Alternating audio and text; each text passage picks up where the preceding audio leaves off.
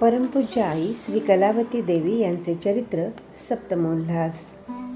एकदा ठाण्याची एक बाई आईंच्या सहवासात काही दिवस येऊन राहिली होती. ती रोज सकाळी आपले चहापाणी करून 7 वाजता भजनाला हजर राही. पण संडास, बाथरूम, स्वयंपाकघर, वरांडा या ठिकाणचे दिवे तिच्याकडून मालवले जात नसत. संडास बाथरूममधील दिवे आई मालवत असत, पण उतरलेल्या जागी कुलूप लावले जात असल्याने तिने भजन संपून येईपर्यंत तिकडचे दिवे तसेच राहत असत. पण ही चूक आपणहून तिच्या लक्षात यावी म्हणून एकही दिवस आईने तिला बोलून दाखविले नाही. मी आईना प्रश्न केला, ठाण्याला त्या बाईंचे घर असून वेळेवर दिवे लावणे व मालवणे हे तिच्याकडून घडते, इथे मात्र अशी चूक का व्हावी? आईने उत्तर दिले, ठाण्याला देह घरात आणि मनही घरात, इकडे देह देवळात आणि मन घरात. प्रश्न पुढे विचारला, आमच्या आप्तेष्टांकडे कुठे लग्ने, मुंजी, बारशाला बोलविले असता आम्हाला 4 दिवस आधी जाण्याची घाई होते. आप्तेष्टांपैकी कोणी आजारी असले तर त्यांना केव्हा एकदा पाहू असे होते. वारले हे ऐकताच अत्यंत दुःख होते. ते दुःख कित्येक दिवस गेले तरी आम्ही विसरू शकत नाही. तेच तुमच्याकडे पाहावे तर तुम्ही बहीण भावांच्या लग्नाला गेला नाही, त्यांच्या मुलांच्या मुंजीला पण गेला नाही. इतकेच नव्हे तर तुमच्या नातवांच्या बारशाला पण हजर राहिला नाही.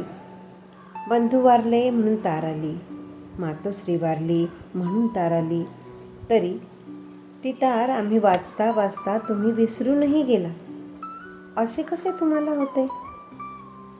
त्यावर आईने उत्तर दिले, मायेची तार तुटेपर्यंत तसे असते आणि तुटल्यानंतर असे असते.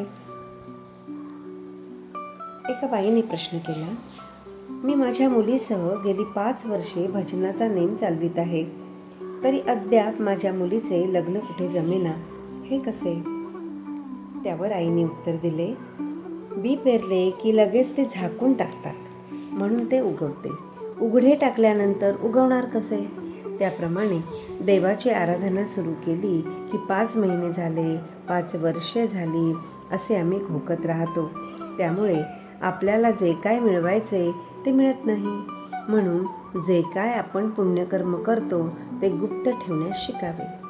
आपण जे काम करतो त्याचा अंतर्यामी ध्यास असता उपयोगी नाही. त्याचप्रमाणे त्या गोष्टीची वाच्यता पण करू नये, म्हणजे लगेच फळ मिळते. एके दिवशी भजन संपले. सर्व मंडळी आपापल्या घरी गेली, तरी एक श्रीमंत बाई आमच्याकडे बसून राहिली. 11चे ठोके पडल्यावर आईने तिला, घरी स्वयंपाक कोण करते असे विचारले.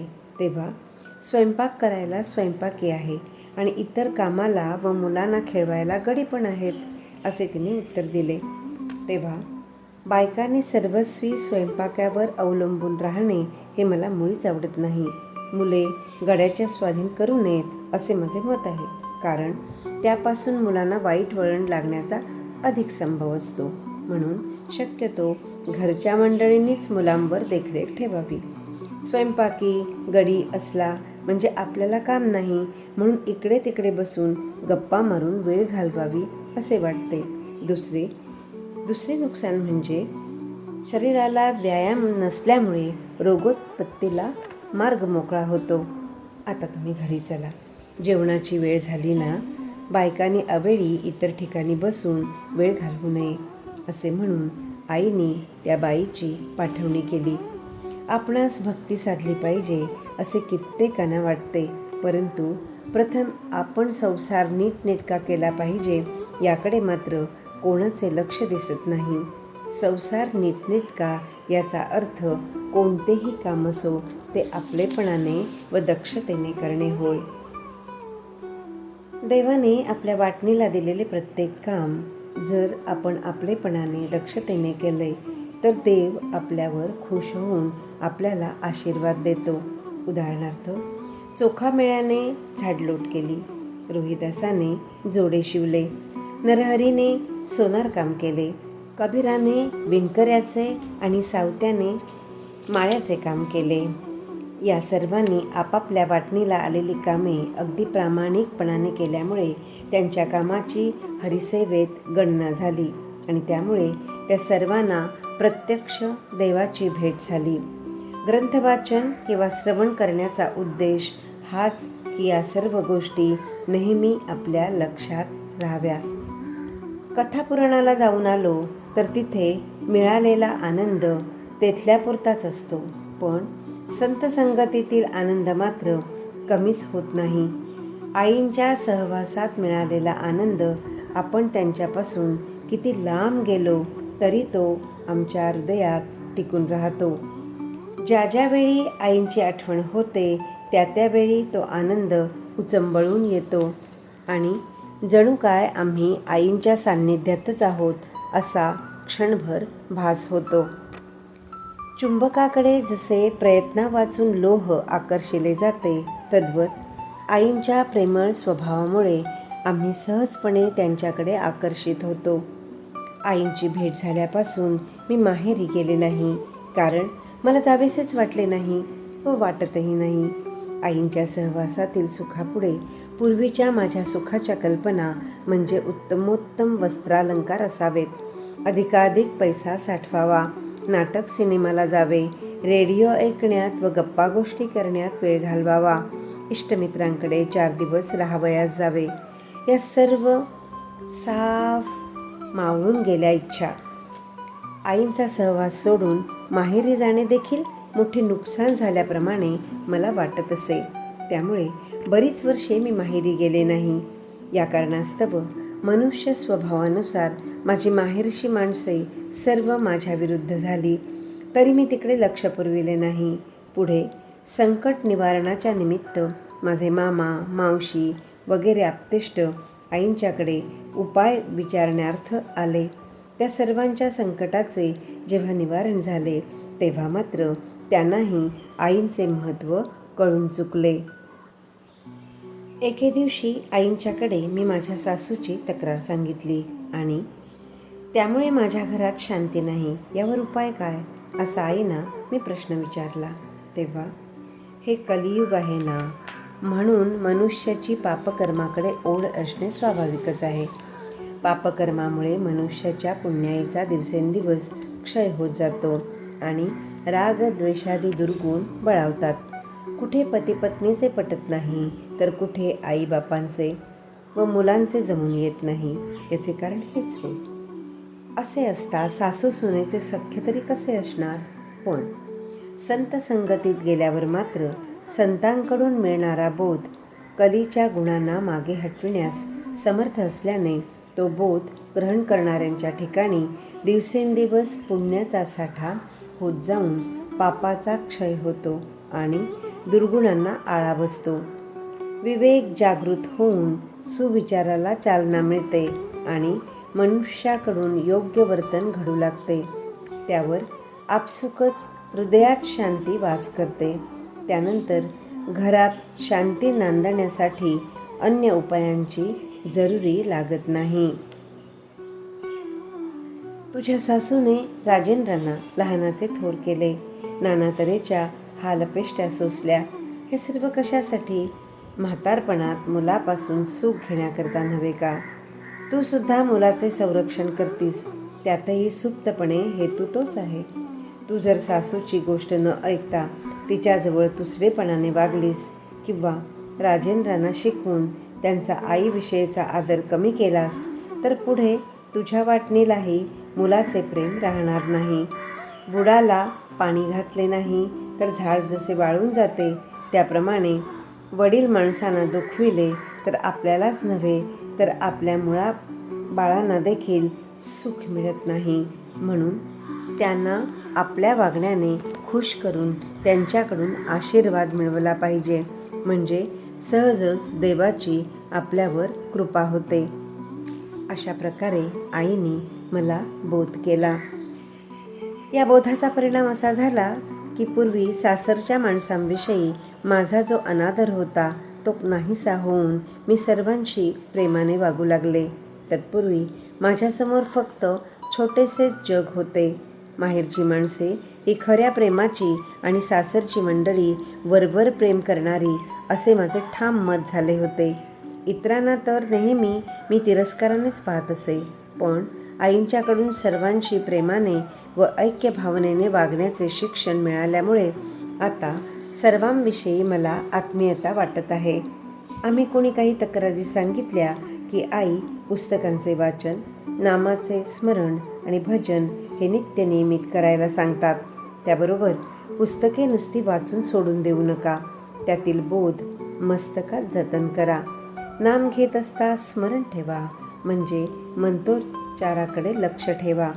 भजन म्हणत असता देवाचे सहाय्य मागण्याकरिता आपण देवाची करुणा भाकीत आहोत याचा विसर पडू देऊ नका, असे आई सांगतात. मी पूर्वी फार रागीट होते. एखाद्या क्षुल्लक गोष्टीवरून देखील मला राग येत असे. त्यामुळे मन सदा संतप्त राही. त्या भरात सहजच तोंडावाटे कुशब्द बाहेर पडत असत. त्यामुळे शब्दाने शब्द वाढून भांडणाला मूळ होई. त्या समयी आईंचा बोध मला सावध करी. जेणेकरून माझा स्वभाव हळूहळू शांत होत गेला. पूर्वी कोणाला नावे ठेवण्यात, कुणाची वर्मे काढण्यात, चहाडी तसेच लावालावी करण्यात वेळ घालविणे मला फार आवडे. देवाप्रित्यर्थ काही करावयाचे तर मात्र फुरसत मिळत नाही, म्हणून काहीतरी सबब सांगून मी मोकळी होत असे. पण आईंचा बोध पटल्यामुळे माझ्या पूर्वीच्या खोड्या साफ पुसून गेल्या. आईने दाखवलेला मार्ग अनुसरल्यामुळे सध्या एक क्षण वाया घालविणे म्हणजे मोठे नुकसान झाल्याप्रमाणे वाटते. त्याचप्रमाणे आजवर आपण दुर्गुणांच्या तावडीत सापडून कितीतरी स्वतःची फसवणूक करून घेतली, त्याबद्दल पश्चाताप होतो. ज्याप्रमाणे ऊस चोखता चोखता त्याची गोडी अधिकाधिक कळू लागते किंवा चंदन उगाळता उगाळता त्याचा सुवास अधिकाधिक दरवळतो, त्याप्रमाणे आईंच्या सहवासाचा जसजसा अधिकाधिक लाभ मिळत गेला तसतसे त्यांच्या अनुपमेय प्रेमाची व दैवी सामर्थ्याची आम्हा उभयतांना जास्तीत जास्त जाणीव होऊ लागली. आणि तेव्हापासून आपणास त्यांचे चरण कधीच अंतरू नयेत असे आम्हाला वाटू लागले. मी नेहमी ताठ्याने वागत असे, म्हणून माझ्या स्वभावात बदल करण्यासाठी दयासिंधू परमेश्वरच खास आईंच्या रूपाने माझ्या घरी आला असावा असे मला वाटले. त्या दयाघन परमेश्वराची थोरवी गावी तितकी थोडीच. खरोखर माझी किती जन्माची पुण्याई होती कोण जाणे. अत्यंत परिश्रम करूनही मिळणे कठीण व दुर्लभात दुर्लभ असा जो सहवास तो मला आयता लाभला. सध्या मी संसारात अत्यंत सुखी आहे. आईंच्या अशा शिक्षणामुळे माझ्यासारख्या असंख्य भगिनींचा संसार सुखमय झाला आहे. त्यांच्या मुलामुलींना देखील आत्तापासूनच आईंचा सहवास मिळत असल्याने पुढे त्यांना संसार करणे आमच्या इतका कठीण जाणार नाही असा माझा विश्वास आहे. आई आमच्याकडून गावाला जायला निघाल्या तेव्हा आईंना निरोप द्यायला पुष्कळशी मंडळी आली होती. त्यांना उद्देशून आई म्हणाल्या, म्हणा श्री सद्गुरुनाथ महाराज की जय. आत्तापर्यंत तुम्ही इथे जे शिकलात ते विसरून टाकू नका. भजन करणे म्हणजे केवळ करमणुकीचे साधन आहे असे समजू नका. भजन म्हणजे आपणास मदत करण्याबद्दल देवाची करुणा भाकणे, प्रार्थना करणे. जीवनाचा मार्ग आक्रमित असता प्रत्येकाला देवाच्या सहाय्याची अत्यंत जरुरी आहे. देवाची आराधना ही शिदोरी असून ती जन्मभर पुरून उरणारी आहे. म्हणजे इहलोक सोडून जातेवेळीही आपल्याबरोबर येणारी आहे. करिता प्रत्येकाने रोज नियमित अत्यंत प्रेमाने व कळकळीने देवाला आळवीत जावे. जोपर्यंत आम्हाला खायला प्यायला आहे तोपर्यंत आप्त इष्ट मित्र जवळ बोलावतात, पण कठीण परिस्थिती आली असता कोणीच आपल्याकडे पाहण्यास तयार होत नाहीत. परंतु देव हा तसा नाही. प्रसंग कोणताही असो, हाक मारली की मदतीला धावत येतो. करिता आपल्यावर संकटे येण्यापूर्वी त्याला संतुष्ट राखणे जरूर आहे. रोगनिवारणार्थ औषधाबरोबर जसे पथ्य सांभाळावे लागते, त्याप्रमाणे आपण कायमचे सुखी होण्याकरिता भजन, नामस्मरण हे औषध असून, पथ्य म्हणजे खोटे बोलणे, चोरी, चहाडी, अंगचोरपणा करणे, अप्रामाणिकपणा इत्यादी दुर्गुणांना फाटा देणे, द्वेष टाकून देऊन सर्वांशी एकोप्याने वागणे. लोकांशी द्वेष केला आणि देव्हाऱ्यातील देवाची 4-4 तास जरी पूजा केली तरी ती पूजा देवाला पोहोचत नाही. अंतर्यामी द्वेषभावना ठेवून व्रते, नेम, दान, धर्म, तीर्थाटनादी सत्कर्मे कितीही केली तरी देवाला आपली हाक ऐकू जात नाही. करिता तुम्ही तुमच्या नेमात खंड न पडण्याविषयी दक्षता राखा. इतके बोलून आईने सद्गुरूंचा जय जयकार केला. आईंच्या या शिक्षण पद्धतीवरून आईंच्या आश्रमाला पूर्वीच्या काळातील गुरुकुलाची उपमा देणे योग्य होईल, किंवा साधकांना आत्मज्ञान प्राप्त करून देणारे विद्यापीठ म्हणण्यास हरकत नाही असे मला वाटते. आईंच्या सच्चरित्राने आज माझ्यासारख्या हजारो लोकांना धडा मिळाला. सारासार विचाराच्या द्वारे परमेश्वराची सत्यता आणि जगाची नश्वरता कशी काय ती त्यांनी पटवून दिली. हरिनामाच्या ठिकाणी लक्ष केंद्रित करून जीवनात पावलोपावली येणाऱ्या प्रसंगांना व संकटांना कसे तोंड द्यावे हे त्यांनी शिकविले. प्रपंचाकडे धाव घेणाऱ्या मनाच्या ओढीला वळवून देवाकडे लाविले आणि जीवन सुखमय होण्याचा मार्ग मोकळा केला. परमार्थ हा संसाराबाहेर नाही याचे मार्गदर्शन केले. गुरुसेवा व्रताची महती पटवून दिली. प्रभूच्या अगम्य लीलेची जाणीव करून दिली. संसारातील अडीअडचणी प्रभूपुढे सांगितल्या असता त्याचे कसे काय निवारण होते याबद्दल स्वानुभवाच्या गोष्टी सांगून पटवून दिले. अखंड वाहत असलेल्या प्रेमगंगेत जेव्हा हवे तेव्हा स्नान करून पुनीत होण्याचा मार्ग सापडला. एकंदरीत सध्या मला कलियुगात बोलणाऱ्या देवाची ओळख पटली. संत हे समुद्राप्रमाणे होत. समुद्राचा थांग जसा लागत नाही त्याप्रमाणे कित्येक वर्षे आईंचा सहवास मला लाभला असून सुद्धा मला त्यांना अजून ओळखता आले नाही. इसवी सन 1918 मध्ये अनगोळ येथे राहणारे सदानंद महाराज हे दरवर्षीच्या नेमाप्रमाणे महाराजांच्या दर्शनार्थ हुबळीच्या मठात आले. त्या समयी ते आजारातून नुकतेच उठले होते. ते फारच अशक्त झाले होते, त्यामुळे त्यांना भराभर चालता येत नव्हते. मधून मधून थांबत धापा टाकीत येत असलेल्या सदानंदांना पाहून महाराज म्हणाले, यापुढे तू इकडे येत जाऊ नकोस, आता मीच अनगोळला येणार आहे. महाराजांच्या तोंडचे हे वचन ऐकून सदानंदांना अत्यंत आनंद झाला, कारण महाराजांचे पाय अनगोळला लागावेत अशी त्यांची बरेच दिवसापासूनची इच्छा होती. महाराजांसारख्या महात्म्यांचे पाय लागल्याशिवाय अनगोळसारख्या कुग्रामाचे सुग्राम होणार नाही अशी त्यांची श्रद्धा होती. सध्या श्रीहरिमंदिरात येणाऱ्या बंधू भगिनींना महाराजांच्या त्या वचनाचा प्रत्यय येत आहे. हे चरित्रलेखनाचे काम इसवी सन 1963 साली ऋषीपंचमी म्हणजे आईंच्या वाढदिवसादिवशी पूर्ण झाले. आईंकडून सिद्धारूढ महाराजांप्रमाणे दर्शन, संभाषण व समागम अशा 3 प्रकारे आम्हाला सुख मिळत आहे. अशा परमपूज्य, पवित्र व प्रेमळ आईंच्या चरणकमळी शतशः प्रणाम करून माझी ही अल्पशी कृती मी सादर करीत आहे. श्री सद्गुरुनाथ महाराज की जय. ओम नमः शिवाय.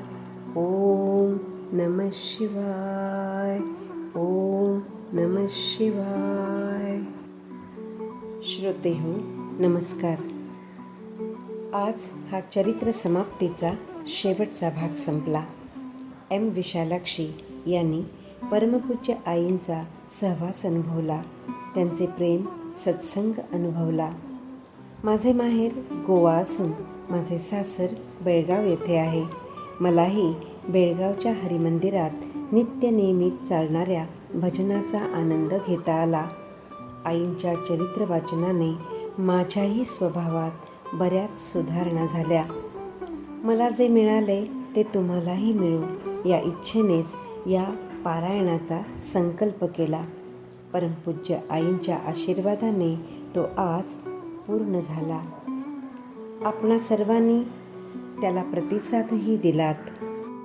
आपल्या निमित्ताने चरित्र वाचनाचा आनंद पुन्हा घेता आला त्याबद्दल सर्व श्रोत्यांचे मनःपूर्वक आभार. शेवटी काही वेळा माझ्या आजारपणाने नियमितता खंडित झाली, त्याबद्दल क्षमस्व. चरित्र वाचनाच्या समाप्तीप्रसंगी परमपूज्य कलावती आईंच्या चरणी ही माझी आदरांजली. शब्दसुमनाच्या आरतीने आईंना अर्पण करून ही समाप्ती करू. जय जय कलावती आई, जय जय कलावती आई. ओवाळुनिया होऊ दे मला, ओवाळुनिया होऊ दे मला, लीन तुझ्या पायी.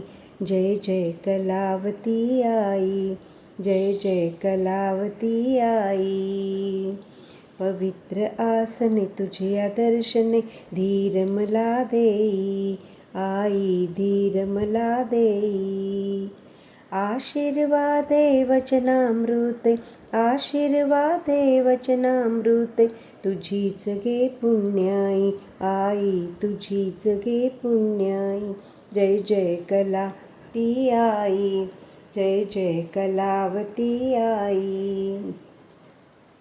अनेक लोका अनेक रूपे, हात तुझा देसी आई, हात तुझा देसी.